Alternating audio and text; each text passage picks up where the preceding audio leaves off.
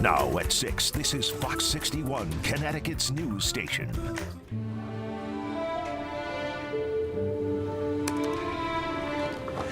Heavy hearts across Connecticut tonight as people bid a final farewell to Governor Jodi Rell.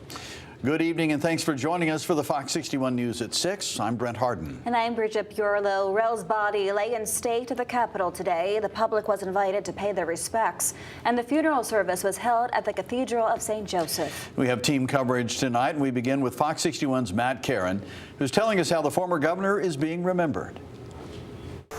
Governor Jodi Rell was a politician, a Republican, a smart and savvy legislator, but she was also a mother, a grandmother, and a kind-hearted person.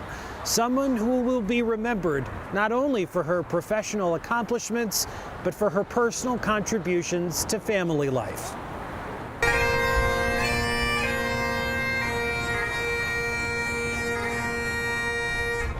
Honoring a life of passionate public service. Didn't get into politics for fame and power. She just wanted to help people out. A grateful state packed the pews of the Cathedral of St. Joseph in Connecticut's capital city to bid farewell to a former governor. Jodi Rell became Governor Rell almost overnight in a very, very complicated time for our state. Jodi Rell, the state's second female and last Republican governor. Jodi was proud to be a woman in the legislature. We worked closely together. We were in leadership together, and it was more than a business relationship. It was personal. Rell's political prowess is etched in the history books. Historic infrastructure investments, a first in the nation same-sex civil union law, and arguably the nation's strongest anti-corruption campaign finance law. She did it all in the spirit of good faith bipartisanship. I think she would be a good role model for people to reflect on. Jodi could be your opponent and be kind and respectful and actually listen and maybe, just maybe, change your position a bit. And I think we need more of that today. Rell's prominent role in the public service spotlight was thrust upon her in the wake of political scandal following the resignation of Governor John Rowland. She healed the state and united a fractured legislature with the grace of a mother, and therein lies her legacy. That despite all of our differences here in the Capitol or wherever else, that everybody was working for the common good. You know, the people of Connecticut are most important. So for her to see both sides of the aisle come together would be a long-lasting legacy for her. Former Wethersfield Mayor Mike Rell got his passion for public service from Governor Rell, but it was Mom who taught him the values of civility and kindness. Governor Rell stepped away from public office at the height of her career to focus on family. She knew exactly when to retire, and she could have stayed on for a while, but because she had a growing family with 4 young grandchildren, that's what she was. She was a mother and she was a grandmother, and she adored her grandkids, sometimes more than she adored her own kids. But that's what all grandmothers do. Jodi Rell, 78 years old, a public servant, a woman of faith and family, a person of character and compassion, a life lost, a legacy left, a state indebted to your service.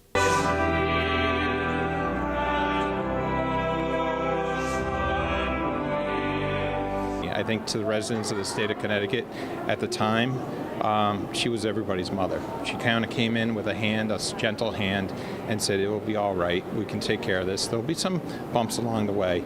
But as any mother does, she brings people together to be able to, work out everybody's differences and console the state. And that's exactly what she did at the right time.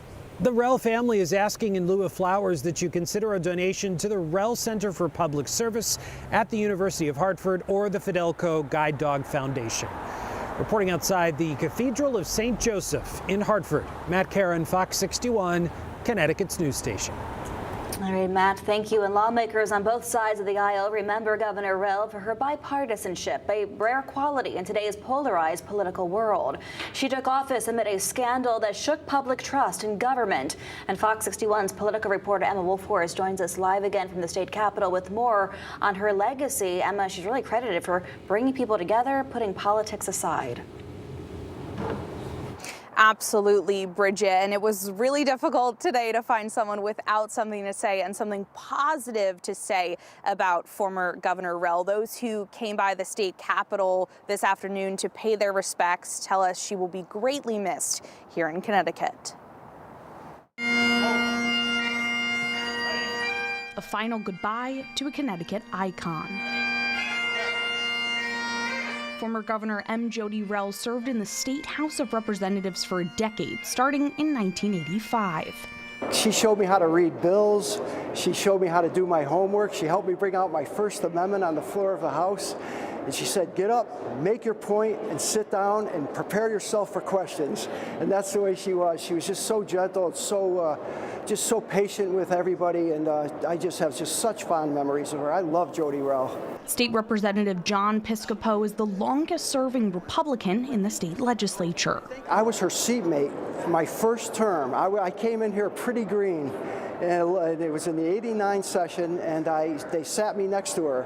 And when you're sitting 2 feet from somebody for that many hours, you get to know them very well. He says Rell's friendship and leadership style is something he still carries with him in the House chambers today. We could use Jodi Rell as an example of how we work together. Rell served as lieutenant governor on John Rowland's Republican ticket, taking over the office during his federal investigation and sentencing. She was only the second woman governor in Connecticut, leading the state from 2004 to 2011. And getting elected with 2/3 of the vote in a blue state just demonstrates how much people believed in her and trusted her. Rell described her job over those years as restoring honor to Connecticut and public faith in government, a legacy state officials say lives on. You know, it was very important to her to clean up government, to bring in the Citizens Election Program for our campaigns, to get out all the special interest money.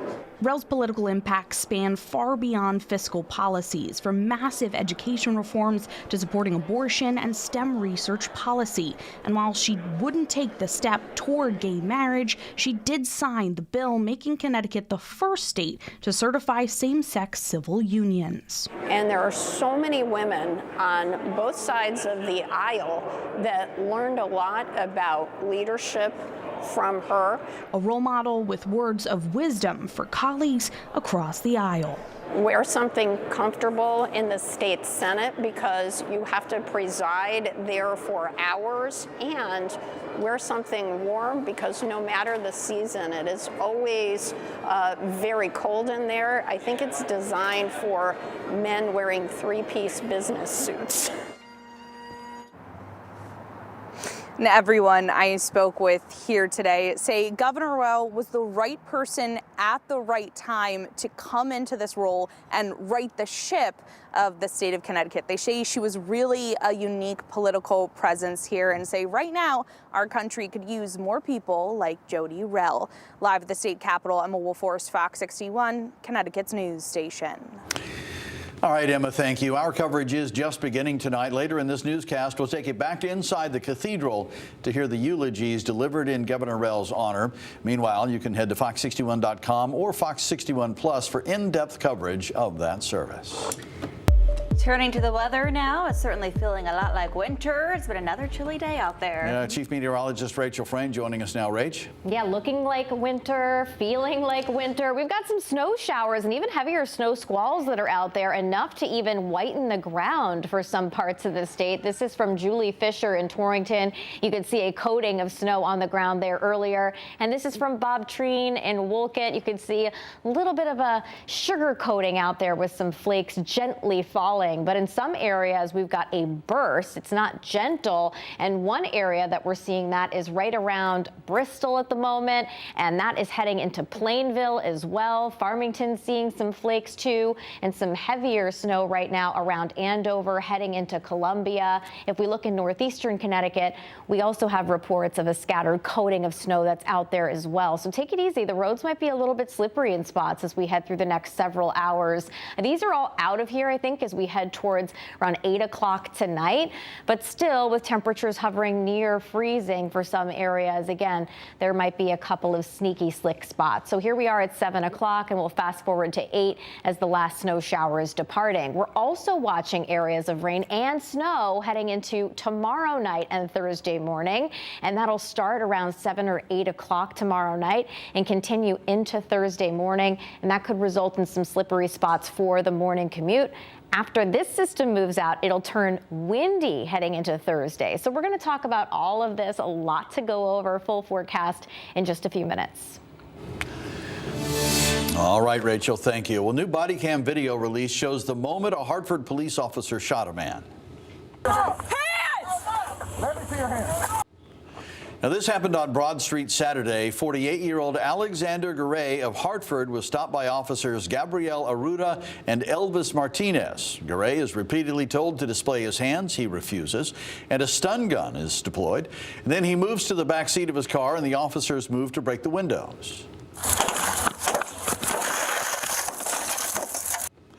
Officer Arruda saw Garay had a firearm. She gave him a final warning and warned Officer Martinez before firing 2 shots at Garay.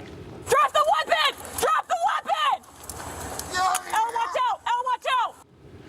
Garay was taken to the hospital where he remains tonight, and he now faces several charges.